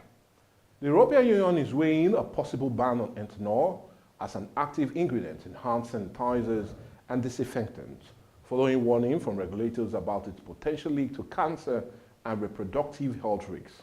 According to the Financial Times, the European Chemicals Agency, ECHA, raised red flags after a working group suggested ethanol could cause pregnancy complications and increase cancer risks. The agency's Biocidal Products Committee is expected to deliberate on the issue during its November 25th to 28th meeting, where experts will assess whether ethanol would or should be replaced in cleaning and biocidal products used across the bloc. It approved the ban could impact hundreds of European manufacturers and reshape the global sanitizer market, a sector that surged in importance during the COVID-19 pandemic. For now, ethanol remains on the shelf, but Europe's verdict could soon redefine what's considered clean and safe across the continent. Now, in a statement to Reuters, ECHA confirmed it's reviewing ethanol safety, noting that any final recommendation for suspension would depend on the panel's scientific findings. However, the World Health Organization still considers ethanol and isopropane safe for hand hygiene, urging calm until the EU's review is concluded. On the foreign scene, Ecuador has released one of the two survivors of a controversial United States military strike on a suspected drug smuggling submarine off its coast. According to the Ecuadorian Attorney General's office, the man, whose identity remains undisclosed, was freed because there was no report of crime against him and no pending cases within the country's judicial system. Another survivor of the same strike was transferred to Colombia, where officials confirmed he arrived with brain trauma, sedated and on a ventilator. Colombia Interior Minister Armando Benedetti said the man would face persecution upon recovery. The United States strike ordered by former President, or rather, the United States strike ordered by President Donald Trump destroyed the semi-submarine vessel reportedly carrying fentanyl and other narcotic. 2 crew members were killed in the attack, which Trump later boasted about online, calling the men abroad terrorists. Ecuador, strategically located between Colombia and Peru, 2 of the world's top cocaine producers, have in recent years become a major transit hub for narcotics and seen a sharp rise in cartel-related violence. Regional tension continued to escalate as Colombia President Gustavo Petro slammed the United States operation as part of a failed strategy to control Latin America and secure cheap oil from Venezuela. When questioned on why the survivors were not taken to the U.S. for persecution, Vice President J.D. Vance told reporters he doesn't really care what happens to them so long as they don't bring poison into the country. Ecuador President Daniel Noboa responded on X, tagging Trump's account, saying his government stands firm in global fight against drug trafficking and illegal mining. The United States recently decertified Colombia as an ally in the war on drugs, prompting Bogota to retaliate by suspending arms purchase from Washington. Still on the foreign scene, former French President Nicolas Sarkozy has made history as the first ex-leader of the European Union nation to be sent to prison following his conviction for corruption and illegal campaign financing. The 70-year-old who led France from 2007 to 2012 began serving his 5-year jail term on Tuesday after being found guilty of soliciting campaign fraud from Muammar Gaddafi's Libya for his 2007 presidential bid. Sarkozy was sentenced on September 25 for criminal conspiracy tied to the alleged Libyan funding plot. At the time, he vowed to face prison with my head held high. His wife, singer Carlo Bruni, accompanied him as he left for prison on Tuesday amid tight security and an emotional crowd. Supporters called the verdict a sad day for France and democracy, while legal observers say the case marks a new era of accountability for European political elite. Outside his home, dozens of supporters gathered, some chanting Free Nicolas, while others waved French flag and sang the national anthem. Sarkozy, behind bars, French ex-president began jail term, but insists, I'm an innocent man. Away from that, now talking sport, rising Brazilian star Endrick could be on his way to Real Madrid, at least temporarily, as reports suggest the La Liga champions are open to loaning out the teenage forward in January. Transfer insider Fabio Romano confirmed in a post on Tuesday that decisions are already on the way between Real Madrid and several European clubs interested in taking the 18-year-old on loan. Romano wrote, Endrick is expected to leave Real Madrid on loan in January, with talks already taking place. The Brazilian wants more playing time ahead of the 2026 World Cup, and Madrid are open to the move. Endrick, who joined Madrid officially in July of 2024 after his move was agreed back in 2022, has struggled for consistent minutes behind fellow Brazilians Vinicius Jr. and Rodrigo. Despite limited opportunity, he made an instant impact on his debut, scoring a stoppable time goal in Madrid's 3-0 win over Valladolid last August. Club sources said the potential loan deal is aimed at giving Endrick more top-level experience as he builds toward Brazil 2026 FIFA World Cup campaign. For now, Madrid fans may need to wait a little longer to see Endrick flourish in white, but the club insists his long-term future remains firmly at the Bernabeu. Still talking sports, Bayern Munich have rewarded head coach Vincent Kompany with a new contract that keeps him at the stadium till around 2029. Following a remarkable start at his tenure, the Belgian tactician who joined the club in summer of 2024 reclaimed the Bundesliga title in his debut season, and currently his Bayern Munich unbeaten run is about 11 wins in 11 matches across all competition. In a statement released Tuesday, Kompany expressed his delight over the extension, saying it feels like he's been here a lot longer and that he knows the club well. It's been a great experience so far. We've started on a wonderful journey. Let's keep working hard and celebrate much more success. Under Kompany's leadership, Bayern has dominated both the Bundesliga and the Champions League, with star players returning to top form and signing new thriving deals in a high-pressing system.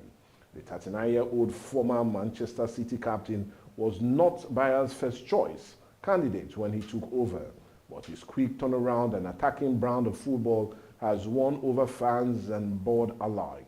From doubted appointment to dominant force, Vincent Kompany's Bayern story is changing or shaping up to be one of the football's most compelling managerial success tales. On that successful note, we've come to the end of the news on Atlantic TV. We always implore you, if you have any newsworthy story, always remember to reach us on our different social media platforms. As for me, God willing, we'll see you later. Bye for now.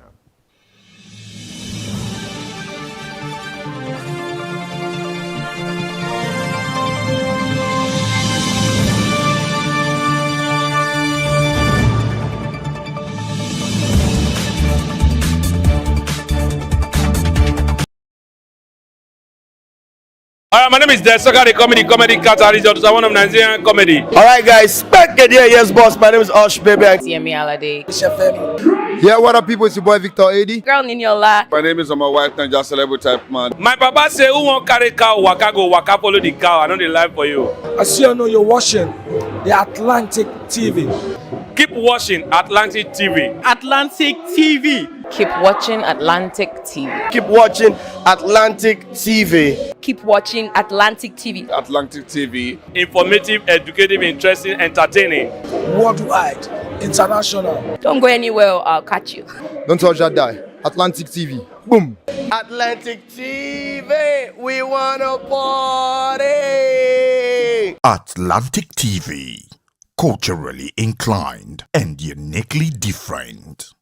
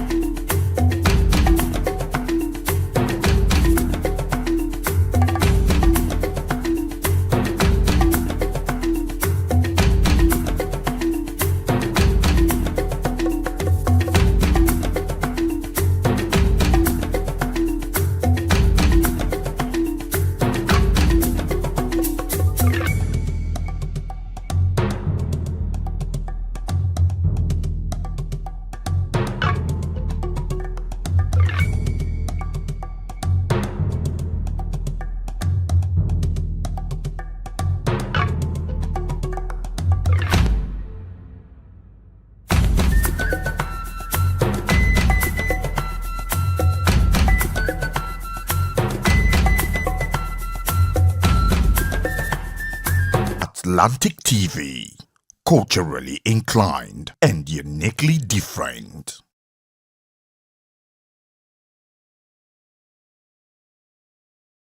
Don't miss out on exciting news, events, and more. Stay connected by following us on Facebook, YouTube, and Instagram at Atlantic Media and TV. It is back. It is bigger and it's better.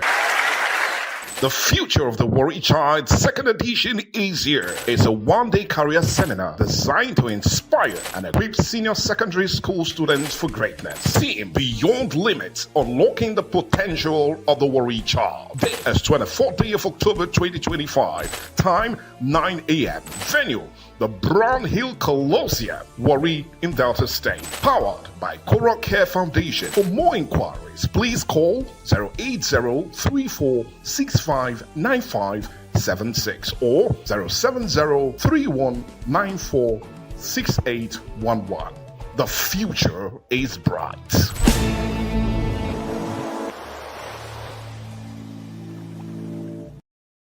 When the lights go out, who do you call? Ticado! Ticado Energy Solutions Limited, your plug for electrical power, surveillance system, and entertainment.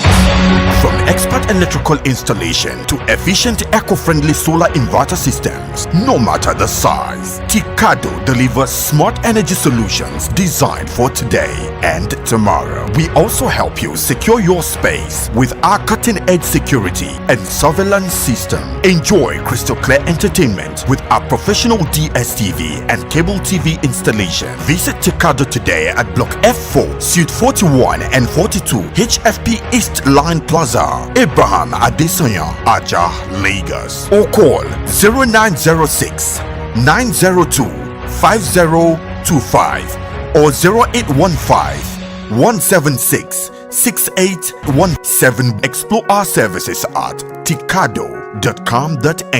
Ticado Energy Solutions Limited. Power, protection, peace.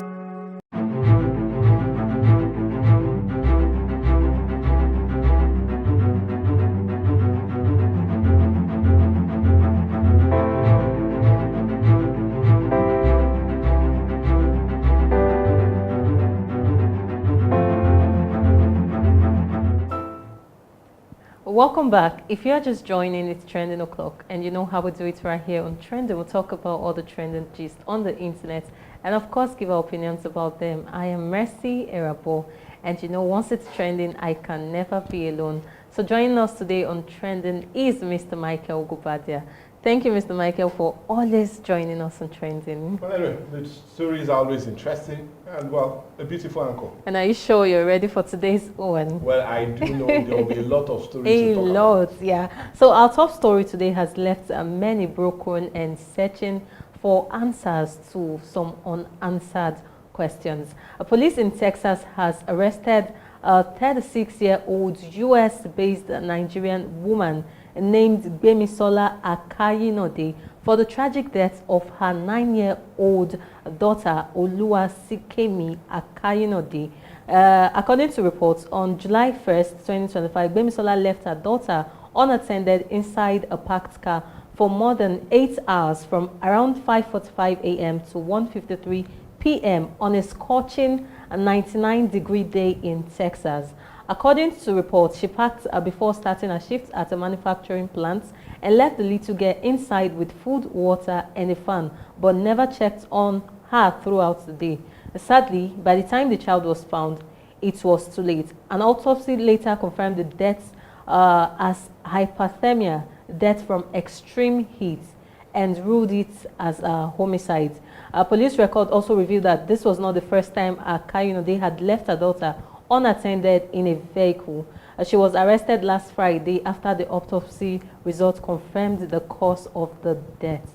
And this is really heartbreaking. And I don't really know how to tag this. I see it as pure negligence from the part of the mother. Mr. Michael, what do you think? Well, I feel it's pure foolishness and inability to understand some basics. You know, I do understand Nigerian mothers, they are very protective. Yeah. But not to that extent. And she should have known best or better that, yeah, come on, the heat will definitely kill the child. Why not even roll, if you really want to protect the child, why not roll it to a certain extent that will still allow breeze or air to come into the vehicle? Because, you know, at the end you protected her, but at least you've lost her.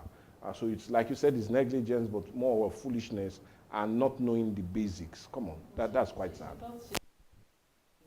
Fun. And then, you know, abroad, when it comes to nanny and all of that, leaving a personal aid to take care of a child is very expensive. I know she was trying to fight all of those costs. Let air come in. The child was suffocated. I don't know, but it's really sad. It's really heartbreaking. And this case is a painful reminder that we shouldn't leave children alone by themselves, even for a few minutes. Like, you need to always go check them, because most times once they are quiet like that, they could be harming or hurting themselves. You need to always go check up on your child. Well, this is a developing story, and you need to stay tuned to get more updates of the story. So our second story is a very shocking one, coming straight from Delta State, one that has left many Nigerians speechless. Even myself, when I saw it, I was speechless. The Delta State Police Command has arrested 4 suspected occultists for the initiation of a toddler. Yeah, you heard me right, a toddler. According to police reports, the suspects were apprehended after a disturbing video surfaced online showing the initiation process with this very toddler. Let's see the footage. Okay. With the bottle of frog. Around, man. With the bottle of frog. Oh, but that's a bunch of the young ones are born to be grown. I don't get me.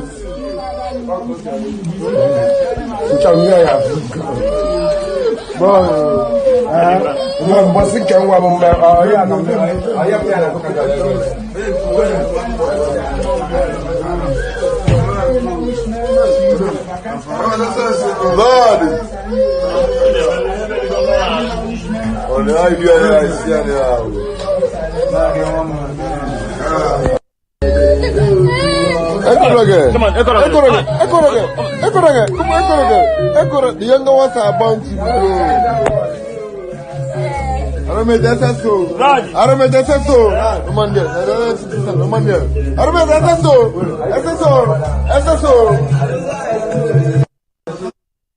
Bimbi, I too again. I'm coming with you. Bimbi.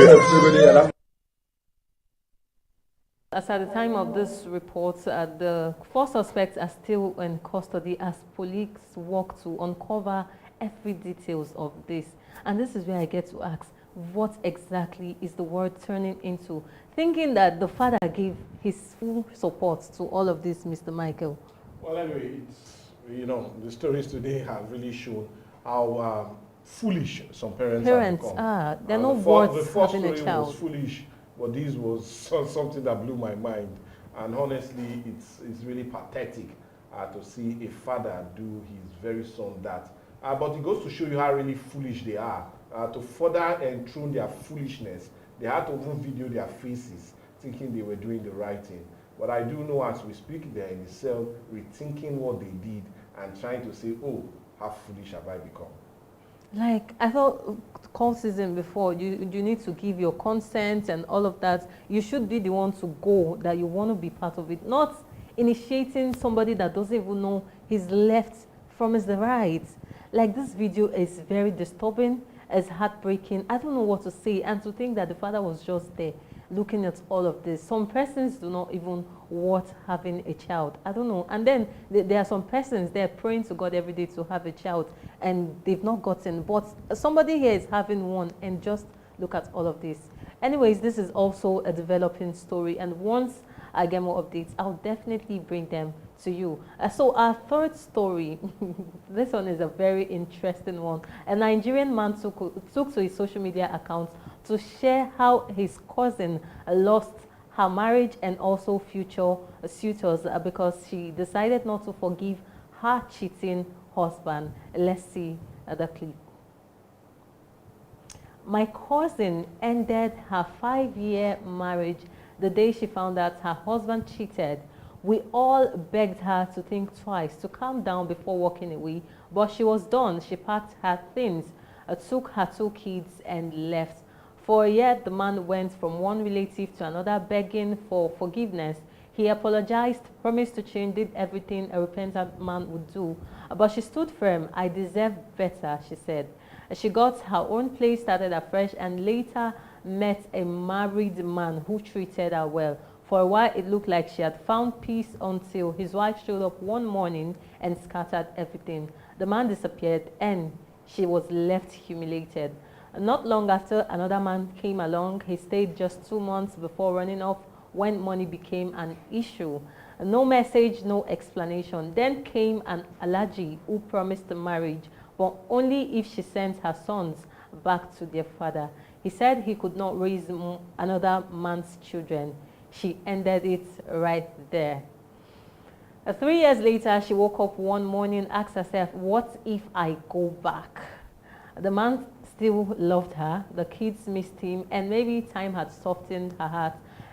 So she went to his house early that morning, ready to reconcile, but a pregnant woman opened the door. Her ex-husband had moved on.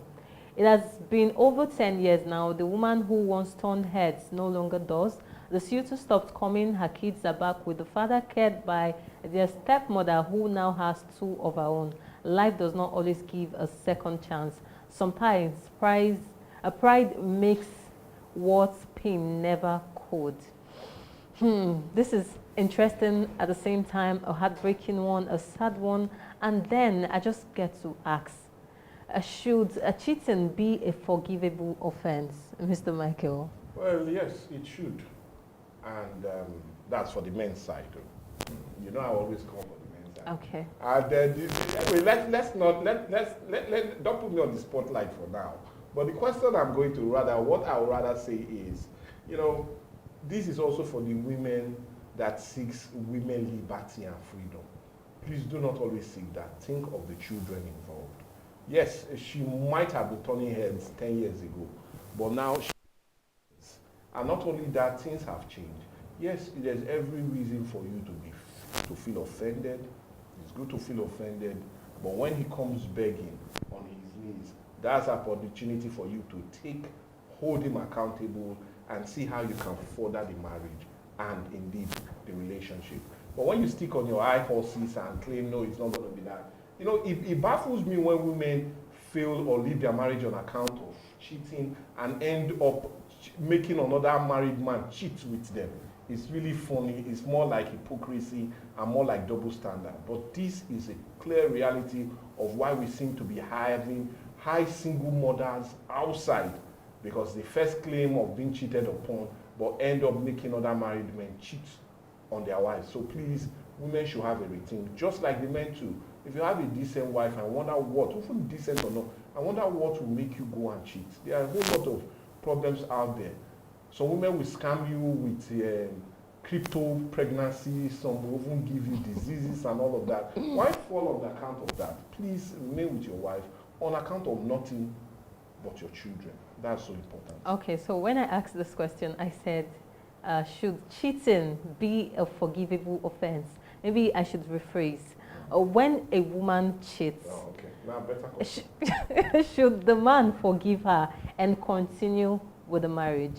Well, in our own society, it's quite difficult. And there are many societies also, especially within the Niger Delta, seems to hold that. And well, we are not here to change our culture or tradition. We are here to flow accordingly. But I don't want you to also change the narrative of that story. No, because people want women to forgive cheating, not knowing all of the emotional trauma, the stress and everything that the women face with all of these things. But you want the women to forgive and just move on. And then when it comes to the woman cheating, the man can't just forgive. Let's forgive, let's do it for the kids and all of that. The men would not. Forget about the culture and some other part, because not all cultures have that. Well, some cultures that do not, even when the women cheat, they feel, no, I can never trust her again. But once the man cheats, they want you to forgive and then trust the man again. Why is it like that? Okay, well, why it's like that is, the honest truth is, our fathers and grandfathers were married to more than one woman before. Now we are married to one. And the issue of men having other women will always crop up. If you lose your marriage on account of cheating, a woman loses her marriage on account of cheating, that means she's not ready to sit. That's the honest truth. If a mother could accommodate being a first, second, or third wife, then you are now the only wife, the only surviving wife, and the only would-be wife. But the man having a side affair outside and you feel you hold on that ground to end the marriage, then the woman should have a rethink. Or 10 years after, we'll still be saying this story. I don't know what to say. I don't know why everything tends to favor the male. Yes, everything tries to favor the male. Okay, sorry, because we remarry. Because but the woman women, once a woman marries more than one husband, it becomes a headline, breaking news. It becomes a part of Guinness World Record. It becomes breaking news. Well, once the man marries multiple wives, no issues. Once the man decides, no, I just want to have one wife, but I want to have extramarital affairs, it's nothing. But once the woman does, that's an issue. Well, as we all know, the culture and everything favors the men. So women, try to forgive your husbands once they cheat. And men, I don't know, should they ask the women to go? No. We'll just plead with the men. Guys, calm down. Calm down. Please be responsible and also faithful to your wives. That's why I'll plead with the men. Okay, coming from Mr. Michael. Do not lose your marriage on account of that. The children are more important than that stupid side chick your husband cheated on you with. So come on, your children comes first. Well, away from that, so now imagine being diagnosed of cancer after all the trauma, the serious treatments and everything, and then you later find out that it was just a misdiagnosis. Well, that is what this lady here is faced with. Let's see the footage. This was how I was wrongly diagnosed of cancer. Stage 3 cancer, stage 3. Look at my hair. Look at my head. It's not even grown yet. It's not growing. Look at this head. I didn't dye it at all. This was from a reputable Nigerian hospital. I have filed my lawsuits. I've sued them. I will give you guys details of everything that has happened so far. It's crazy that a doctor will do this to me. A doctor will do this to me. They damaged me. They finished me. Just this one now. I didn't dye this hair. This is just see my scalp is even burnt already. So this is what Nigerian hospital can do to you. I will drag them. I'm waiting for the court hearing. They are saying we should settle out of court, but I don't even want to settle out of court. I want us to go to court. Do you understand? So I'm going to be dropping every story. This woman is demanding for justice. She doesn't even need compensation. She needs justice and calling for accountability and better medical verification before life-changing diagnoses are given. And then I ask, what exactly is our health sector turning into? And now I don't blame people that try to leave the country once they have issues because of all of these things. Imagine having to go through all of that, sleepless nights and all of that, doing fasting and prayer, God, please, I need you to heal me. And then the harsh treatments of chemotherapy and everything, only to find out that it was just misdiagnosis. Interesting. Mr. Michael, if this had happened to you, what would you do? Well, God forbid. But the honest truth is, it's really a representation of how things have really degenerated in Nigeria. You know, when we have a well-reputable hospital and doctor give a false diagnosis, it shows you that, well, indeed, everything seems to have gone wrong on account of what we do here. Well, she's just complaining about this. We've seen cases whereby they won't tell you that it's appendix when it's not appendix. They'll go and remove it. Surgery. They will do just all on account of getting money. They know what's worrying you. They know what they are diagnosing you for, but they'll tell you to go and do further tests in their own perceived friends' laboratory or their own laboratory. You go to government facilities and they'll direct you to their personal hospital. It goes to show you the rot, decay, and fraud embedded not only in our health care or in our health institution, but cut across all very major sectors of this country. It is depressing, it is annoying, and I will employ the woman to seek justice to the very end. And at the end, let them name that very hospital so persons do not fall prey to such antics of these quack and ill-mannered hospitals and professionals. Anyways, I know Mr. Michael is hot right No, now. it's really painful. Hot. Think of the pain she might have gone through all these 3 months. Chemotherapy is a very serious and harsh energy-sapping process that anybody would never imagine to go through. And not just going through to save your life, but going through for nothing. For nothing. Well, this has really sparked conversations online about importance of second opinions. When you're being diagnosed of something, I think it's best to double check. Go to other hospitals, go to reputable hospitals. Don't go to maybe she was just carried away with the high level of the hospital, how reputable the hospital is, and that's why she did not have a thought of a second test. Opinion. Yes, opinion. So that's just the problem. So I feel right now we should just know these things. Once you're being diagnosed of serious life-threatening cases like this, try as much as possible to get second opinions. Try to double check. You need to be sure you do not want to go through the same thing, all of this psychological trauma, emotional trauma that this very lady is going through right now. And I hope she gets all the justice that she wants. So away from that, today has been so serious. And if you know me well, you know I do not like serious things like that. So I decided to shift this in for the laughs. Yes, a netizen has made a bold and controversial statement about heaven and hell. In a viral post, the user asked God to send sinners to heaven as slaves for the righteous instead of allowing them to go to hell, as you can see. By the way, instead of burning us in hell, why can't God use us as slaves in heaven, like we fetch water for the righteous? Interesting, you read that right? Anyway, so we were able to gather lots of comments because trust netizens, they won't take this funny at all. Some persons were coming for the girl and all of that. Let's see some of the reactions. Which one is us again? See how persons sit down, analyze and conclude that she is going to hell. Even get the mind to add others. God, I beg, oh, please, I'm not part of that. God knows what he is doing, because if not for that hell and fear of God, where some of us get, we for don't also join the other side to get rich. Please don't join the other side. She don't already decide where she they go. No cap. Me, when one go heaven like this, come they sing hallelujah chorus. Omo, I don't go suffer for this earth, still come suffer for heaven. God forbid. Interesting comments. Low-key, everybody know him faith. That's the truth. Even if you come here to drop comments, but you know where you're going to, right?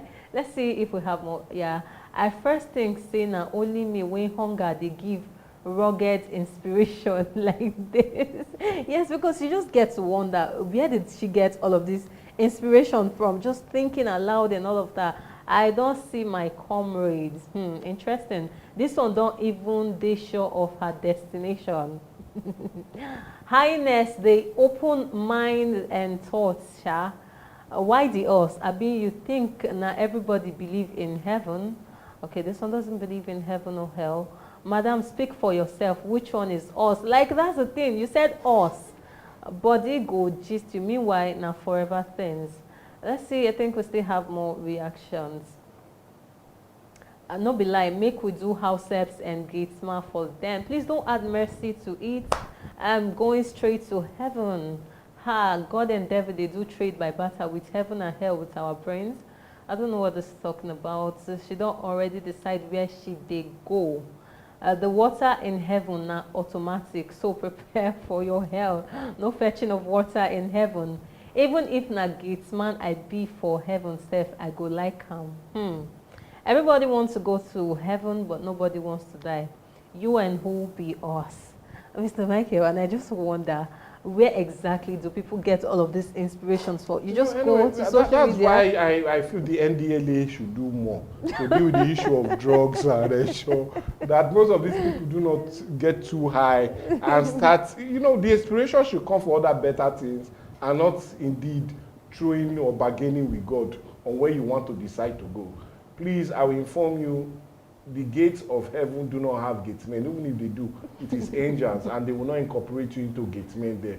Neither do they have slaves. God do not believe in that. He believes in our own free will. And in heaven, we are free to worship and honor him.